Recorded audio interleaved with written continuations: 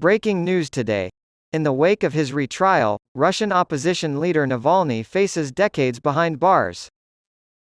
More than a year into its offensive in Ukraine, Moscow is intensifying its crackdown, with most key opposition figures already behind bars or in exile before the new case against the opposition leader.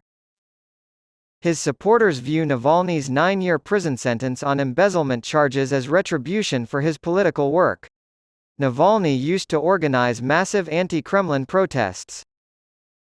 The 47-year-old man was taken into custody in 2021 after returning from Germany, where he had been recovering from a poison attack he had blamed on the Kremlin. Prison has robbed him of his appetite and he could spend another 30 years behind bars. According to Navalny, prosecutors gave him 3,828 pages detailing all the offenses he is being held accountable for. Although it is clear from the size of the tomes that I am a sophisticated and persistent criminal, it is impossible to find out what exactly I am accused of, Navalny joked.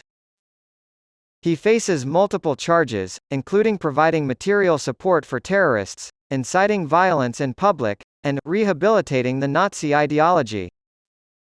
A test run at politics. According to his legal team, this is the first formal political case filed against him.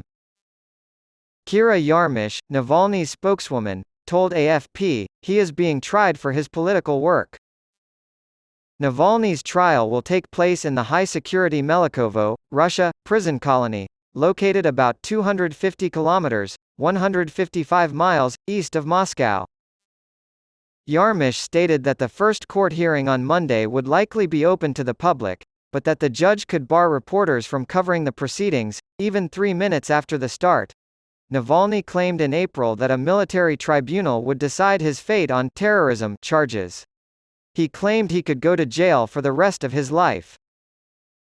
The team representing Navalny claims that he has been subjected to harassment in prison and has been placed in a punishment cell for unspecified infractions. He claimed that he and his fellow inmates were subjected to torture by Putin, in the form of listening to the Kremlin chief's speeches in order to keep them in their cells. The opposition leader, a trained lawyer who has spent time behind bars, has kept his chin up by challenging prison officials in court over violations of his basic rights. Additionally, he has teased his jailers by saying he has formally requested a balalaika, kimono, kangaroo, and may bug. Despite spending his third birthday in jail, Navalny reported being in a really good mood at the beginning of June. To quote one unfortunate soul, "Of course I wish I didn't have to wake up in this hellhole and instead have breakfast with my family, receive kisses on the cheek from my children, unwrap presents."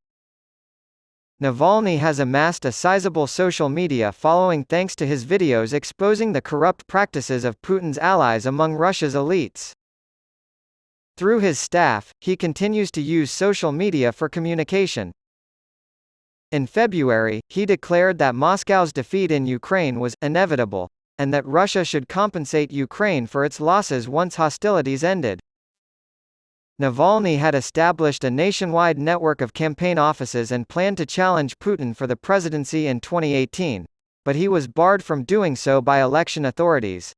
In 2021, the offices associated with Navalny were labeled extremist organizations, putting all staff, volunteers, and supporters at risk of prosecution. Midway through the month of June saw a Russian court hand down a 7.5-year sentence to Lilia Chanishova, the head of Navalny's headquarters in the central city of Ufa. Thousands of Russians, including prominent activists like Vladimir Kara-Murza and Ilya Yashin, have been arrested for protesting the conflict in Ukraine.